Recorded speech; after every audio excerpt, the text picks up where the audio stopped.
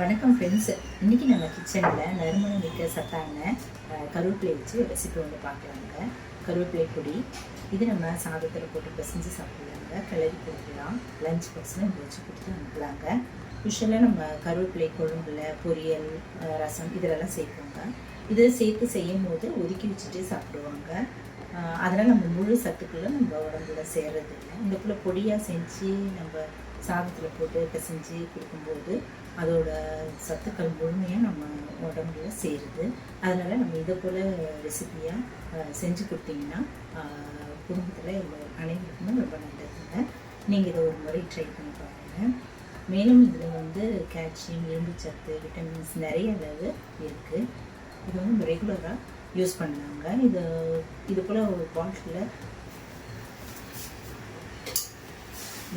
பாட்டில் செஞ்சு வச்சுக்கிட்டா மாதம் முழுவதும் நம்ம இதை பயன்படுத்திக்கலாம். இது கொஞ்சமாக சாதம், இப்போ குழம்பு, பொரியல் இது போல் சாப்பிடும்போது இதுலேருந்து ஒரு 2 டீஸ்பூன் அளவு மட்டும் எடுத்துகிட்டு கொஞ்சம் நல்லெண்ணெய், நெய் இதை ஊற்றி பிசைஞ்சு சாப்பிட்டா அவ்வளோ நல்லது, உடம்புக்கு ரொம்ப நல்லதுங்க. ரொம்ப ஹேர் ஃபால் ஆகிறவங்க, க்ரே ஹேர் வரவங்களுக்குலாம் இதை ரெகுலராக சாப்பிட்டா அதெல்லாம் நம்ம கட்டுப்படுத்தலாங்க. இப்போ இந்த டயபெட்டிஸ்க்கு ரொம்ப நல்லது, ப்ளட் சுகர் லெவலில் ரொம்ப கண்ட்ரோல் பண்ணுறது. வாங்க இந்த டேஸ்டான சத்தான கருவேப்பிலை பொடி எப்படி செஞ்சேன்னு பார்க்கலாம். வீடியோ கொடுக்கலாம்.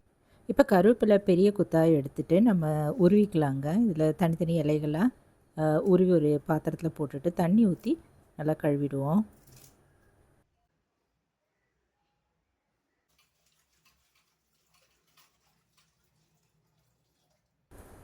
இது நான் 2 கப் அளவு உருவின கருவேப்பிலை இருந்துங்க, அந்த அளவு எடுத்துக்கலாம்.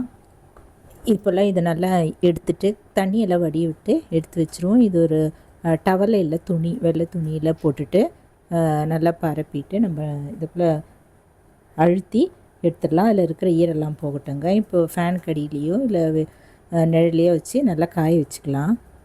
சுத்தமாக அதில் இருக்கிற தண்ணியெல்லாம் போகிற வரைக்கும் காயட்டும்.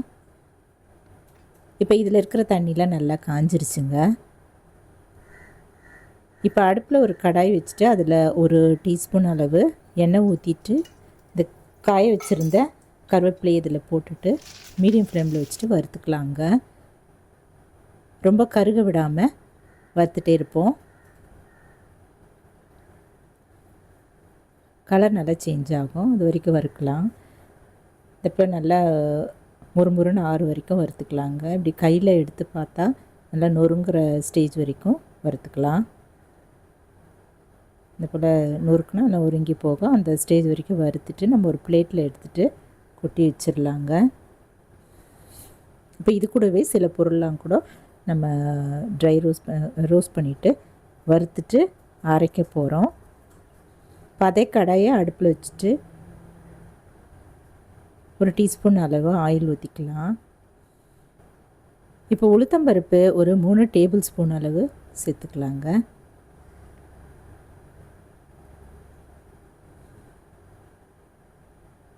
இது கூடவே ஒரு 2 டீஸ்பூன் அளவு கடலைப்பருப்பு அதையும்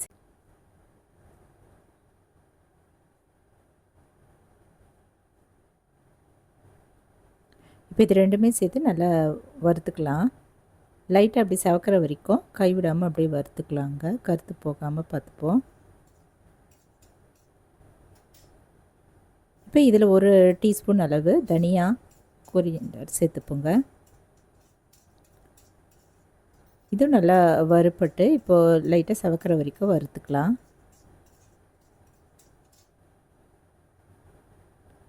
செவக்க ஆரம்பிச்சிருச்சு. இதை நம்ம ஒரு தனி பிளேட்டில் எடுத்து வச்சிடலாங்க. கொஞ்சம் ஆயில் ஊற்றிட்டு இதில் இந்த பொடிக்கு தேவையான வரமிளகாய் காரம் ஒரு 3 இல்லை 4 சேர்த்துக்கலாம். 2 கப் அளவு நம்ம கருவேப்பிலை எடுத்திருந்தோம், அதுக்கு நான் 3 போட்டிருந்தேங்க. 1 டீஸ்பூன் அளவு மிளகு, 1 டீஸ்பூன் அளவு ஜீரகம் அதையும் சேர்த்துட்டு இது கூடவே வறுத்துக்கலாங்க.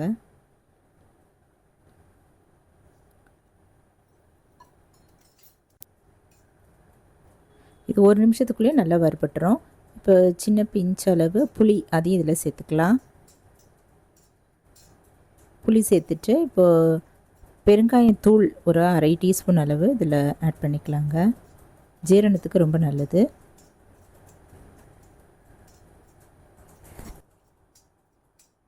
இப்போ இந்த கருவேப்பிலை பொடிக்கு தேவையான உப்பு 1 டீஸ்பூன் அளவு சேர்த்துட்டு ஸ்டவ் ஆஃப் பண்ணிடலாம். இந்த சூட்லேயே இதை வறுபடட்டுங்க.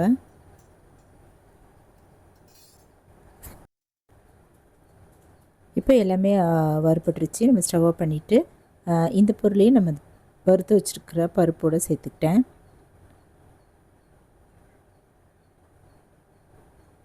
சேர்த்துட்டு இப்போது நம்ம வறுத்து ஆற வச்சுருந்த கருவேப்பிலையோட சேர்த்துடலாம், ஆட் பண்ணிக்கலாம். இப்போ இந்த பொருளாக நல்லா ஆறின பிறகு மிக்ஸி ஜாரில் போட்டு அரைச்சிக்கலாங்க. முதல்ல பருப்பு, இந்த மிளகாய் இதெல்லாம் சேர்த்துப்போம். சேர்த்துட்டு ஒரு 2 நிமிஷம் போல் பல்ஸில் வச்சு நல்லா அரைச்சிட்டு கடைசியாக இந்த கருவேப்பிலை வறுத்து வச்சுருக்கிற கருவேப்பிலையும் இதில் சேர்த்துட்டு பவுடர் பண்ணிக்கலாங்க.